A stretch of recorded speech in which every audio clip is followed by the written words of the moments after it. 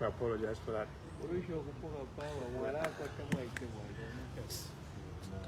Members of the village, we don't know. Sorry. Gadgets. we apologize, we didn't know the gadgets were on. But good afternoon, again, ladies and gentlemen of the media, and through you, afternoon to the whole nation. Again, we have decided to come and depth the media to make a statement about the concerns that have been brought to our attention by stakeholders, by members of the Tonse Alliance, and other stakeholders. These concerns have arisen from the publication by Electoral Commission of Zambia of that memorandum that gives guidelines on how they are going to handle matters concerning the filing of nominations by presidential candidates, of which the Tonse Alliance presidential candidate, Brian Mundubile, is also going to file his nomination. We must say that we have received, or rather we've been inundated by various queries and requests from people to understand where we stand as the Tonse Alliance and the FGD following the publication of that notification. There seems to be information that is circulating on social media from people that are haters of democracy and the rule of law, suggesting that this has now been like a death blow to the Tonse Alliance and to the FGD, because according to their assessment, they think that because of that publication, Honorable Brian Mundubile is not going to participate in the next election. In other words, is not eligible to participate in the election. We must say that when you begin to receive the kinds of queries that we've been receiving, when you begin to hear the concerns from members of the public, and also when you begin to analyze those who hate democracy making these flowery statements that can't be justified, it just gives you an indication of how strong your contender is. Because people saying our tempo class mango, it clearly shows that it is only Honorable Brian Mundubile with whom those who don't like democracy have a problem, and they would like to create the impression that everything is going to be done according to their language. Imingalato will be utilized to prevent Honorable Brian Mundubile from contesting this election. As I address the public, I want to remind members of the public, what happened when our team of election managers participated in the discussion, the stakeholders discussion that the ECZ held shortly in the recent past, where the ECZ made it abundantly clear that a person who is eligible to stand as a presidential candidate in the next election need only comply with the provisions of Article 100 of the Republican Constitution. And that provision has what requires to be done for them to meet the criteria that is set out by the Constitution. I also wish to remind the nation that on the occasion of our last address to the press, we made it very clear that for us, we don't have any doubt in our minds that Honorable Brian Mundubile is eligible to participate, to contest in the next election as a presidential candidate for the Tonse Alliance and for the chosen special purposes vehicle. The reason is very simple.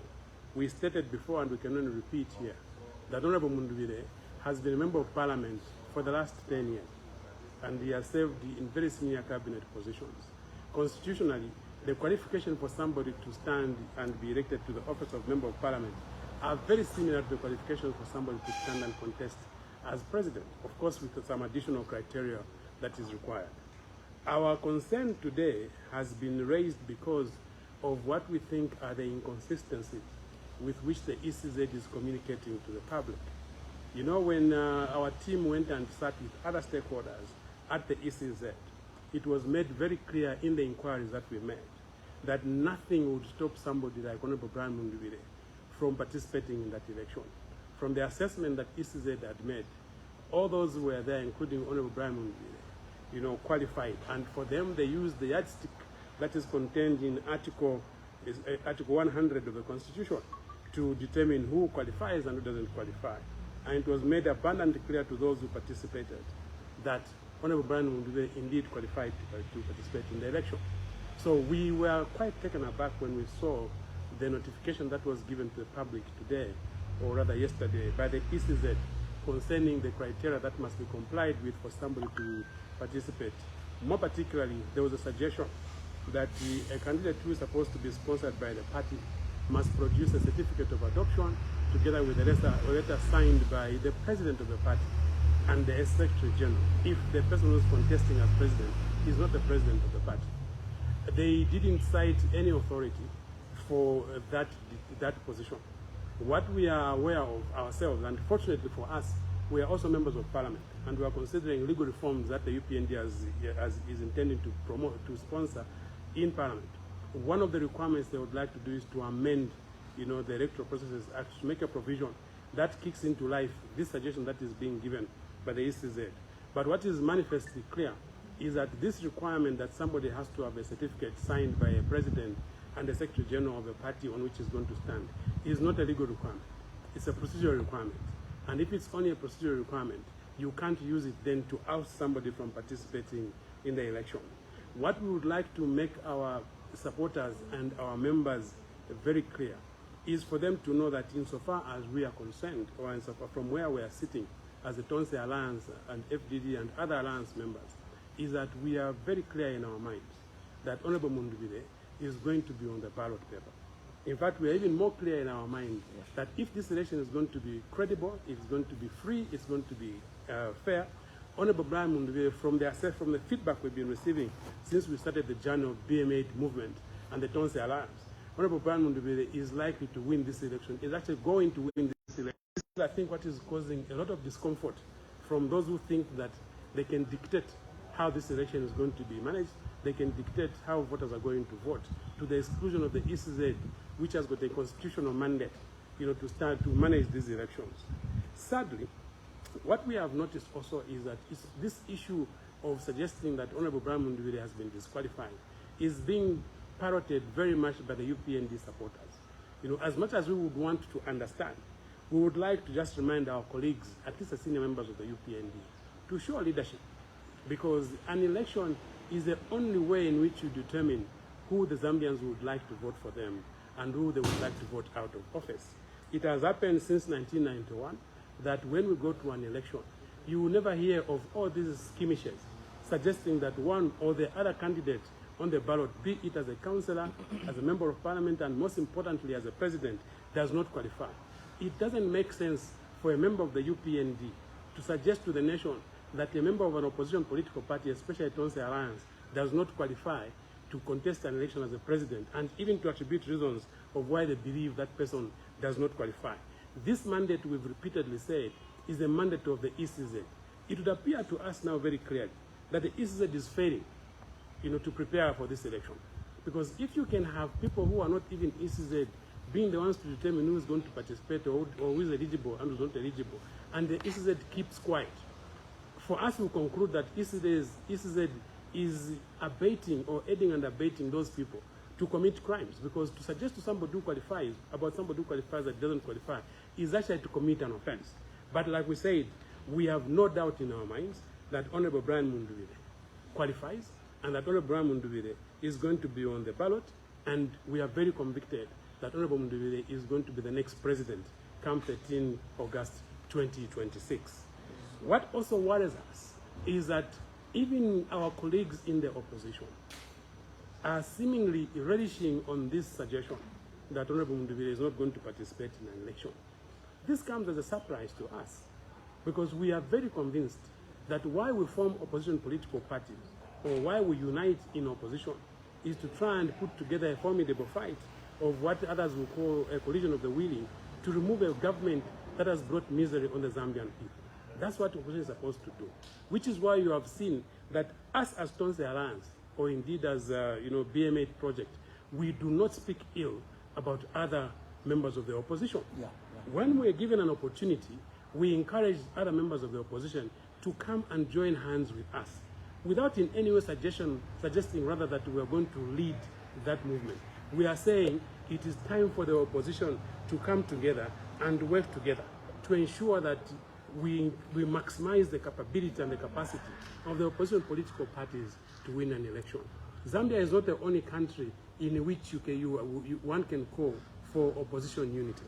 Some of us were in Kenya in 2002 when it was made very clear that the only way the opposition could unseat the KANU government from power is if they came together and formed an alliance.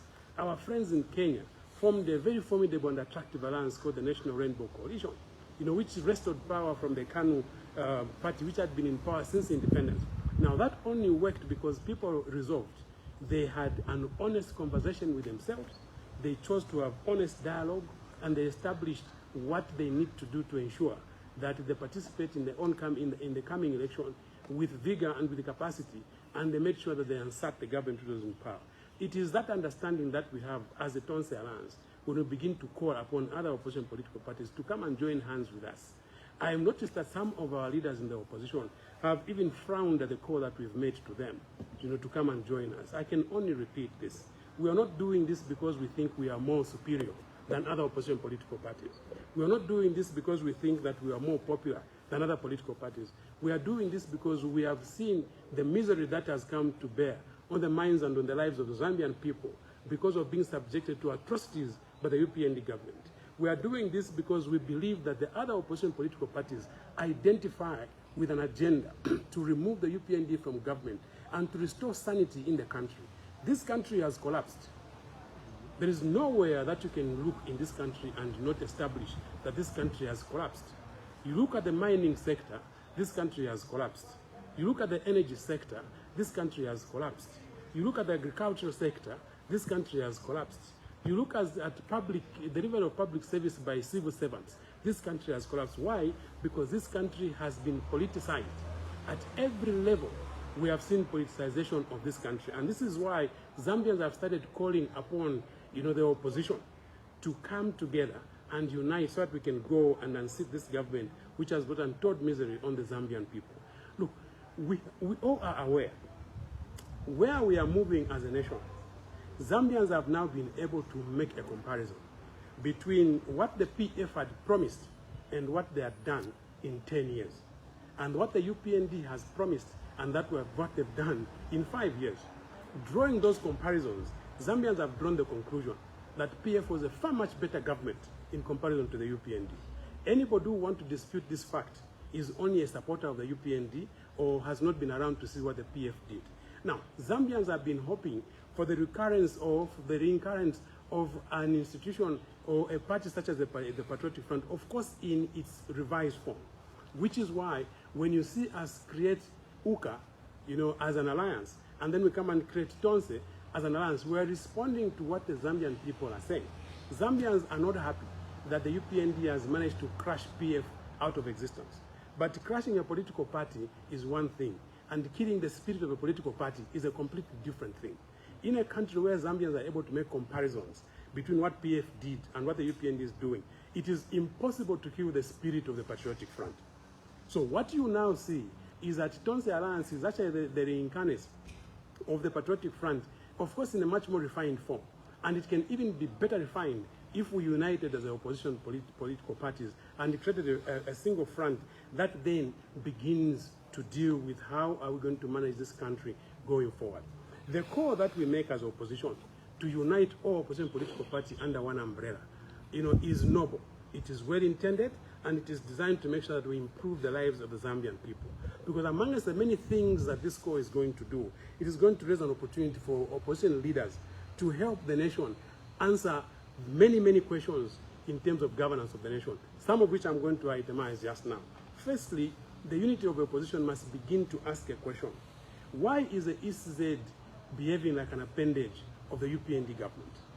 Why isn't the ECZ asserting its independence when it comes to preparing for and managing the affairs of the elections? The examples that we have seen in this country of the by-elections that we have participated in is very, very clear that we do not have an independent electoral commission of Zambia.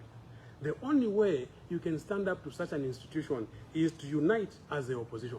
And our failure to unite is just going to make the ECZ make it easier for the party which is in power to win the next election. The questions that have arisen from even the memo that the ECZ has issued today, the opposition should have sat together and started asking themselves questions. What is the legal basis for this memo? But the opposition, some of them have started thinking, oh, now because this is targeted at Honorable Mundubile, we are okay with it. He cannot contest. We're going to go in and try and contest. We have said before, dictatorships work with one style. When they finish hitting at somebody who they think is the enemy, and that person is on the ground, they'll start looking for the next person to hit. So this might not just end with the Honorable Mundubile and even just the Tonse Alliance. Once they are finished hitting us, and I know they will not finish because we're a formidable force, then they will look for the next victim that they can, devour. So we need to understand that as the opposition, when we unite, we can ask ECZ to become more accountable to the electoral stakeholders than to behave like an appendage of the UPND government. The other question that we must ask is, why has the life of civil servants become a nightmare in this country under the UPND? Civil servants are now worse off than they were under the Patriotic Front. Civil servants are now living on a debt-to-debt, budget. Every time they borrow, every time they get paid, rather, they have to go and pay the debt which they've been borrowing. And they live the next month basically on borrowing. It was suggested in our manifesto that we can have a debt restructuring for the civil servants. Now, this is a question that a united opposition must be able to ask itself. Why has life of civil servants become so bad under the UPND government?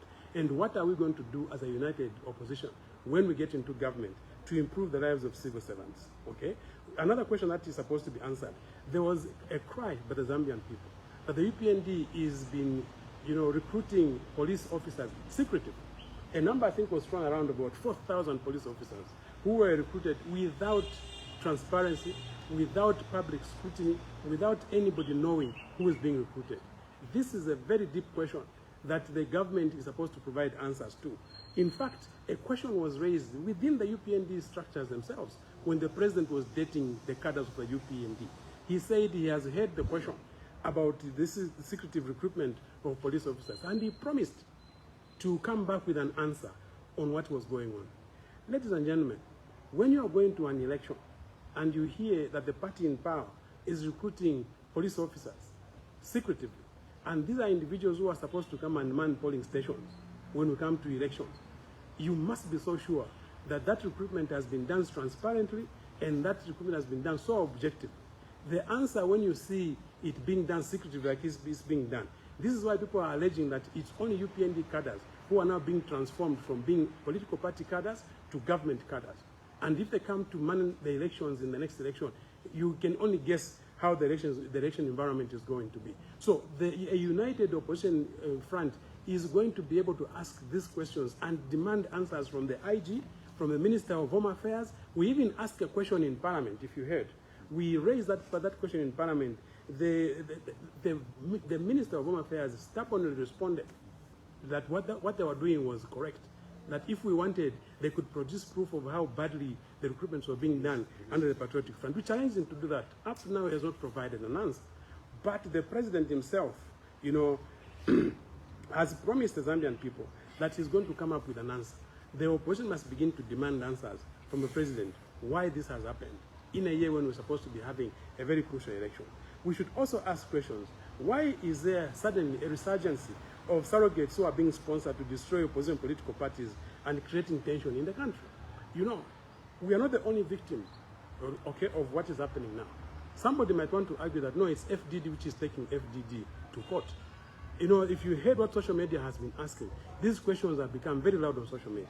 These cadres who have chosen to sue FDD today, when FDD said it's going to present Brian Mundubile as a candidate, where were they when we were having that election in Chawama? Why didn't they sue when that certificate in Chawama, adoption certificate, was signed by the same Secretary General who is supposed to sign this adoption certificate? Where were these cadres when we were having by-elections in Kasama, when an adoption certificate for an FDD candidate, who, by the way, won that election in Kasama and was robbed by the UPND? Where were these cadres when we were having that election? Why didn't they question? They only question this now because it involves the presidential election. And they only question this now because they've seen what kind of fireball the Tonse Alliance has become with its alliance partners in preparation for the presidential election. You can't lie to us. Okay, you can't tell us this blatant lie that this is an FDD, cadre suing an FDD party. Already it has come to the surface that this person is not even a member of the FDD. Another political party has certified that this individual has been their member for the last 2 years. There's even evidence that this person, when he left the FDD, he actually committed a crime. Now, here is a country which believes in the rule of law. When somebody tells you that this individual is now taking the FDD to court actually committed a crime, he stole money, and this matter was reported to the police, this is the time you must demonstrate that you believe in the rule of law. Arrest this individual, let him come and face the temerity of his actions before a court of criminal justice, and let it be established that if indeed he stole, what he's supposed to be doing is not walking up to a judge and swearing an affidavit and getting an injunction that you should stop somebody from filing a nomination when you are a suspected criminal. It's only in a country where the criminal justice system is administered subjectively that you can hear of a criminal, a non-criminal, an identified criminal who can come to court and sue, and you begin to hear stories that he's even been given police protection. It is only in this country. This is the level of decadence to which this country has dropped. And it's only a united opposition front that can begin to ask questions and demand answers why such things can be allowed to happen at the time when you're about to go and file presidential nominations. I said earlier, elections in this country are a very emotive science. There are people who are on one side. We have received phone calls from the time this thing happened up to now. People are very angry. We are trying to contain them. Even this presser was called basically to reassure our people that we are doing everything possible as leaders, that we can actually respond to these things using the rule of law. But of course, using the rule of law in this country has become a very dangerous adventure because you don't even know whether you're going to get justice from the courts of law. This individual filed these proceedings on the 30th of April, if I'm not mistaken. Today is what? It's about 8 days down the line. He has not even saved the proceedings. He wants to make sure he comes and saves the proceedings when we are about to go and file. But we want to reassure the nation and we want to reassure our supporters that we are doing everything. We are not sleeping. Look at how we look on our faces. We are tired. We will only rest on the 13th of August because we know what we want to achieve. So we are going to make sure that we work around the clock to ensure that our candidate is able to file on that day. Over the weekend, we are canvassing with 4 members of the alliance who will take a position. At the same time, our legal team has swung into action. Even before we have been served, we have instructed our lawyers on behalf of the Tonse Alliance to represent the FDD Secretary General to go and defend those cases. But quite frankly, this is indecency because it is already come to the surface that this individual who has taken up this matter does not even have the locus standi to take the matter to court. Okay, worse still, he is a suspect. He's a suspected criminal who's supposed to be facing the temerity of his criminal conduct. So Zambians must be watching. It is either you're going to return this country to normalcy or you're going to embrace this new normal, which is in fact not supposed to be normal. You can't have a country where criminals are protected against citizens who are innocent. You don't know what country you're trying to build if that's what you're going to do. But this is not the first. A lot of people who have committed crimes but patronize the UPND have never seen the inside of a court. Even when they have gone to court, they've been taken to court for some very flimsy cases, even when they have committed very serious offenses. We have all this information, and we know all where this country is taking itself. It is only a united opposition front that can actually stand up to these kinds of savagery. And I need to conclude by saying this. Our call for the opposition to unite is not informed by the fact that we think that Tonse is the most popular alliance. We are not by any means saying that.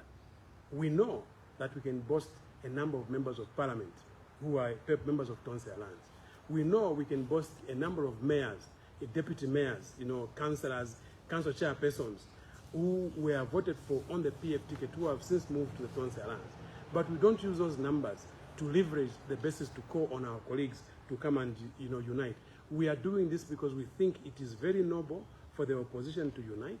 It is very noble for the opposition to present to one front to fight off this growing, autocracy that is designed to destroy everything that we know about democracy.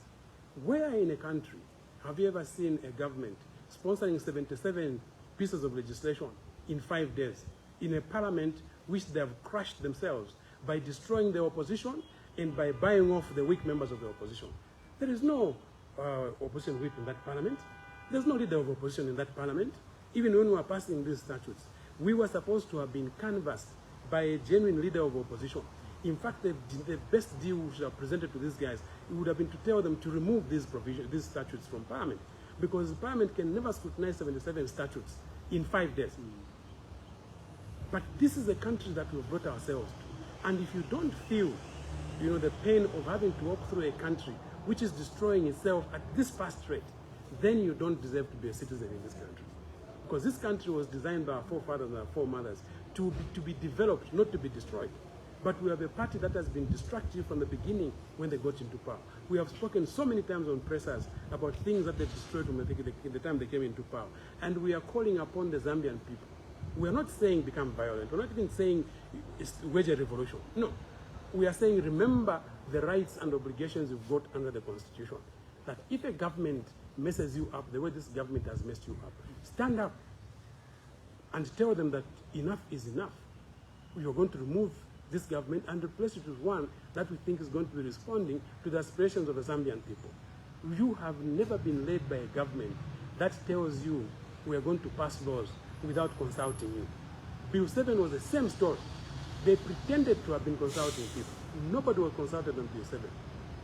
There's even a statute that is coming on privileges in Parliament, which will weaken Parliament even further. One would hope that Zambians can wake up and open their eyes and open their ears and listen to what is going on and make decisions that improve the quality of life in this country, that improve the governance profile of this country, that improve the enjoyment of human rights in this country, and that improves the cementing or entrenchment of a principle of constitutional democracy, which we started in 2016. We are taking a very destructive path. And to allow an institution such as the ECZ to begin to dictate to people who are coming to participate in the election outside the law is to create a ground for chaos. And we have a responsibility. I'm so grateful that President Peter Sinkamba has taken this matter to court. And I can only make a call on the Constitutional Court to reflect on the mandate he's got under the Constitution. Look through what is happening, with what ECZ has done. And this citizen who doesn't get tired going to court has decided to take the matters back to court, and I'm hoping that he can be given the justice that this case deserves. Thank you very much for listening to me. Thank you.